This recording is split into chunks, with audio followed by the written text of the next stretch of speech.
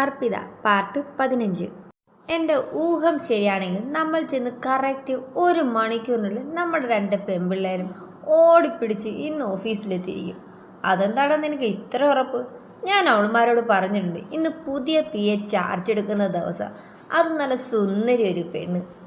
അത് പറഞ്ഞുകൊണ്ട് രണ്ടിൻ്റെ മുഖം ഒരു കൊട്ടയുണ്ടായിരുന്നു. കാരണം നമ്മൾ അവരോട് പറഞ്ഞില്ലല്ലോ ഇന്ന് ഇതുപോലൊരാൾ ജോയിൻ ചെയ്യുമെന്ന്. എന്തായാലും അതിൻ്റെ കാലിപ്പ് രണ്ടെണ്ണവും കാട്ടാതിരിക്കത്തില്ല. അങ്ങനെ അവർ സംസാരിച്ചുകൊണ്ടിരുന്നപ്പോഴാണ് സിധു അവനോട് മറ്റൊരു കാര്യം ചോദിച്ചത്. നിനക്ക് ഓഫീസിൽ ചെന്നിട്ട് വല്ല തിരക്കുമുണ്ടോ അഖിലേ? ഇല്ല, എന്താ? പോകുന്ന വഴിക്ക് നമ്മുടെ പുതിയ കൺസ്ട്രക്ഷൻ നടക്കുന്ന സൈഡിലൊന്ന് കയറണം. ആയിഷു ഇന്നലെ പറഞ്ഞ കാര്യങ്ങൾ എത്രത്തോളം സത്യാവസ്ഥ ഉണ്ട് എന്നറിയാം. വിളിച്ചു പറയാതെ ചെല്ലുന്നത് കൊണ്ട് എന്തായാലും നമുക്ക് എന്തെങ്കിലും തെളിവ് കിട്ടാതിരിക്കില്ല. അത് ശരിയെന്ന് വെച്ച് അഖിലും സിദ്ധും നേരെ പുതിയ കൺസ്ട്രക്ഷൻ സൈറ്റിലേക്ക് പോയി. അവിടെ വിസിറ്റ് ചെയ്ത് ഒരു 1.5 മണിക്കൂറിന് ശേഷമാണ് രണ്ടുപേരും ഓഫീസിലേക്ക് എത്തുന്നത്. ഓഫീസിൽ ചെന്നപ്പോൾ തന്നെ അവർ കണ്ടു തങ്ങളുടെ സീറ്റിലിരിക്കുന്ന അപ്പുവിനെ ആയിഷുവിനെ. രണ്ടെണ്ണത്തിൻ്റെ മുഖം ഒരു കൊട്ടയുണ്ട്.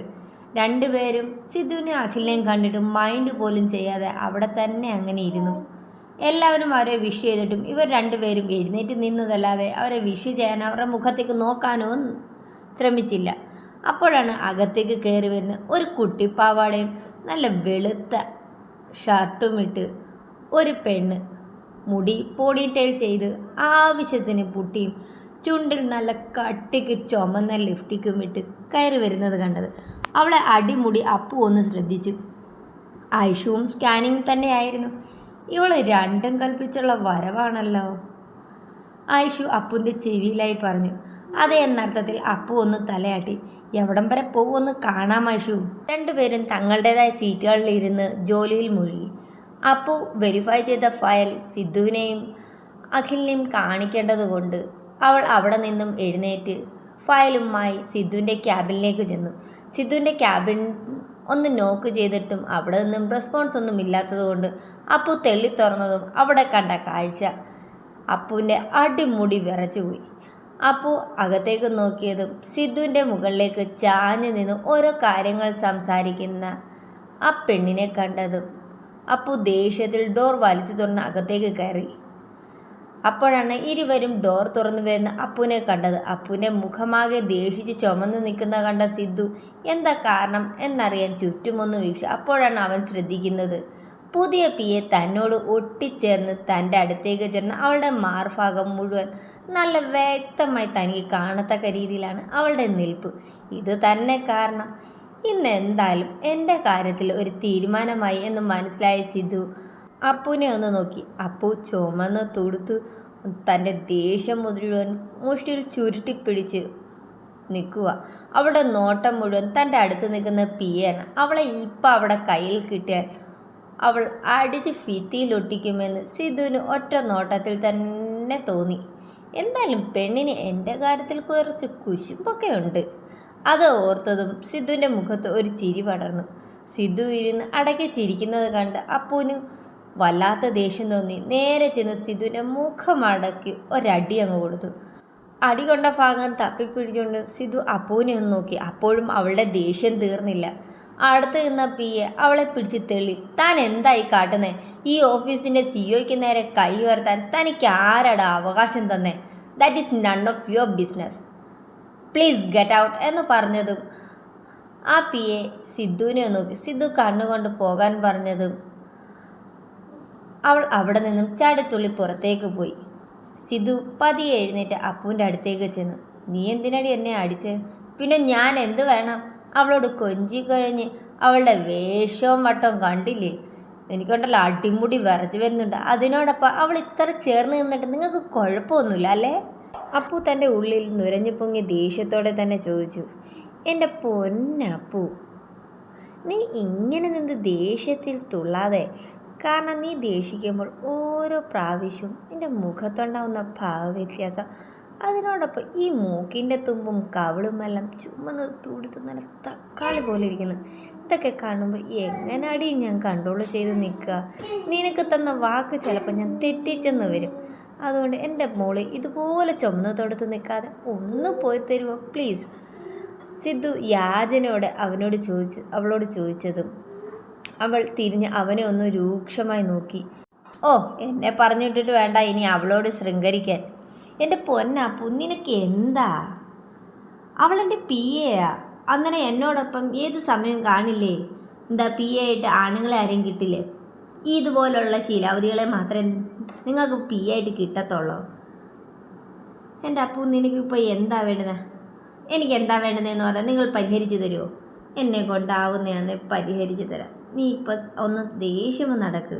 ശരി, നിങ്ങളുടെ പി എ ഒന്ന് വിളിക്ക്.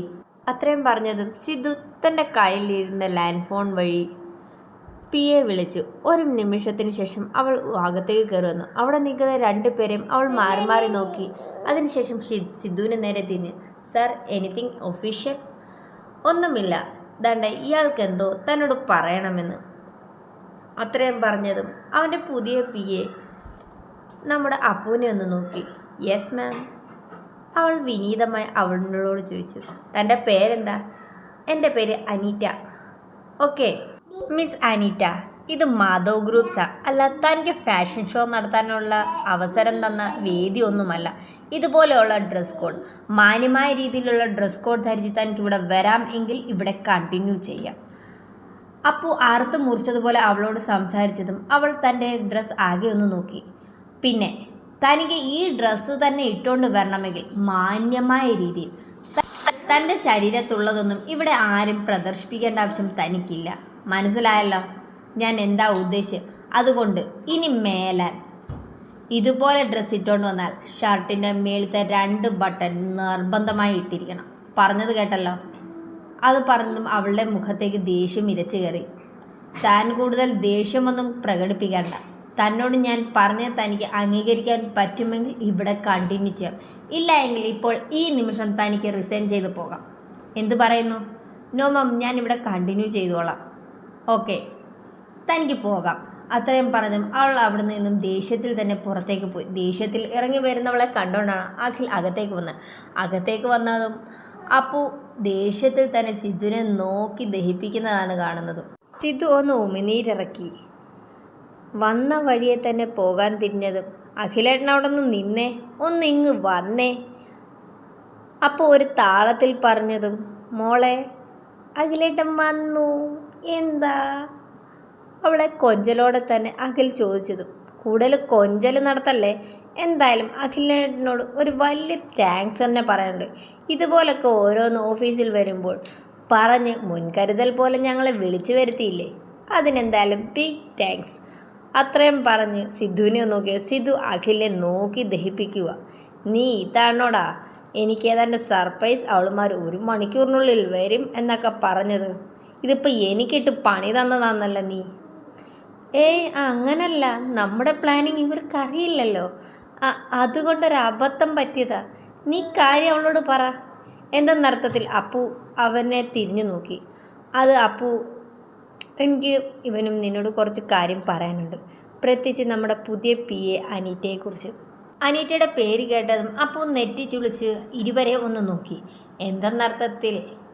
അവർ രണ്ടുപേരും കാര്യം മനസ്സിലായതുപോലെ അവളുടെ ബയോഡേറ്റയിൽ കണ്ട അഡ്രസ്സും അവളെക്കുറിച്ചുള്ള തിരക്കി അറിഞ്ഞ വിവരങ്ങളും എല്ലാം തന്നെ പറഞ്ഞ് തങ്ങൾക്ക് ഒരു സംശയം മാത്രമേ അവളുടെ മേലുള്ളൂ. ഇനി അവൾ അങ്ങനെ ഒരു പ്രവൃത്തിക്കാണ് നമ്മുടെ ഓഫീസിൽ എത്തിയിരിക്കുന്നതെങ്കിൽ ഒരിക്കലും അത് നല്ല കാര്യമല്ല. അതുകൊണ്ട് അവളെ ക്ലോസ് ആയി നിന്ന് വാച്ച് ചെയ്യണമെങ്കിൽ നിങ്ങൾ പെൺകുട്ടികളെ കൊണ്ടല്ല സാധിക്കൂ. അതുകൊണ്ടാണ് നിങ്ങൾ രണ്ടുപേരും ഇത് അറിഞ്ഞിരിക്കണമെന്ന് നിർബന്ധം കാട്ടി നിങ്ങളെ രണ്ടുപേരും ഇന്ന് നിർബന്ധിച്ച് ഇല്ലാത്ത കാരണം പറഞ്ഞ് ഓഫീസിലേക്ക് വിളിച്ചു വരുത്തുന്നത്. നിങ്ങൾ രണ്ടുപേരും ഇങ്ങനെ ഒരു കാര്യം കേട്ടാൽ പിന്നീട് അവിടെ ഇരിക്കില്ല എന്ന് എനിക്കറിയാമായിരുന്നു. അതുകൊണ്ട് മാത്രമാണ് നിങ്ങൾ രണ്ടുപേരും ഈ കാര്യം പറഞ്ഞതും ഞങ്ങൾ തിരികെ പോകുന്നതും. അപ്പോൾ ഒന്ന് ദീർഘമായി ശ്വാസം എടുത്തു. ഓ, അപ്പോൾ നമ്മളെ തകർക്കാൻ വേണ്ടിയുള്ള വരവ അനീറ്റ.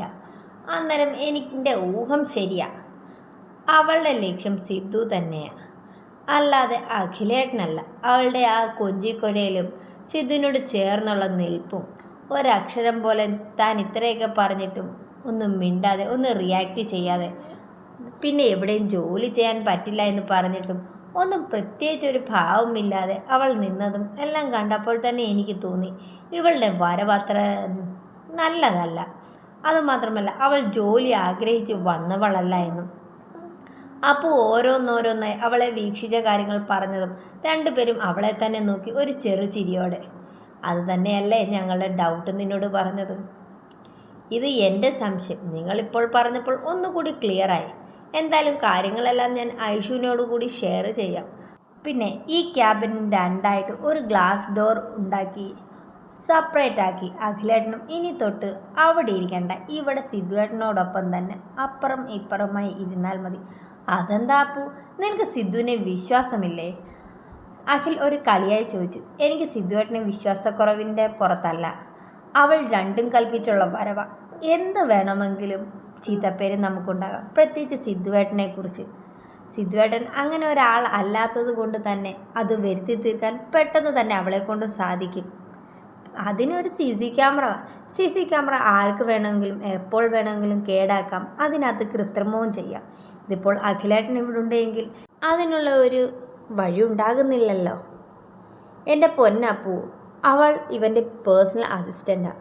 അതുകൊണ്ട് തന്നെ അവൾക്ക് എപ്പോൾ വേണമെങ്കിൽ ഈ ക്യാബിനുള്ളിൽ വരാനും പോകാനും ഏത് ഫയൽ വേണമെങ്കിലും ചെക്ക് ചെയ്യാനുമുള്ള റൈറ്റ്സ് ഉണ്ട്. അത് എനിക്കും അറിയാം അഖിലേട്ടാ. അഖിലേട്ടനുണ്ടെങ്കിൽ കുറച്ചൊക്കെ നമ്മളെ കൊണ്ട് തടയാൻ പറ്റുമല്ലോ, അതുകൊണ്ട് പറഞ്ഞതേ ഉള്ളൂ. പിന്നീട് മറ്റൊരു കാര്യം കൂടി അപ്പു അവർ ഇരുവരോടുമായി പറഞ്ഞു. അത് ശരിവെച്ച് എന്ന രീതിയിൽ തന്നെ അവർ തലയാട്ടി. പിന്നീട് അവൾ പറഞ്ഞ കാര്യങ്ങളെല്ലാം പ്രാബല്യത്തിലാക്കി. അതിനിടയിൽ തന്നെ അപ്പു അനീറ്റയെ എടുത്ത് ചെന്ന് വലിയ സ്നേഹത്തോടെ അവളോട് സോറി പറഞ്ഞു, താൻ പരുഷമായി തന്നെ സംസാരിച്ചതിന്. പിന്നെ അവളുടെ കയ്യിലേക്ക് പുതിയ ഒരു ലാപ്ടോപ്പ് കൂടി അവൾ വെച്ചു കൊടുത്തു. ഇത് താൻ ഉപയോഗിച്ചോ, ഇത് തനിക്ക് എൻ്റെ വക. അത്രയും പറഞ്ഞ് അവൾ അവിടെ നിന്നും പോയി. അവൾക്ക് വലിയ സന്തോഷം തോന്നി. ഇത്ര പാവമായിരുന്നു. പറഞ്ഞു കേട്ടറിവിൽ ഇവൾ നല്ല കാഞ്ഞ ബുദ്ധിക്കാരിയാണ്. ഇതിലിനി വല്ലതും വെച്ച് പിടിപ്പിച്ചിട്ടോ. അവൾ അത് ഓപ്പൺ ചെയ്ത് എല്ലാം ഒന്ന് സെർച്ച് ചെയ്തു.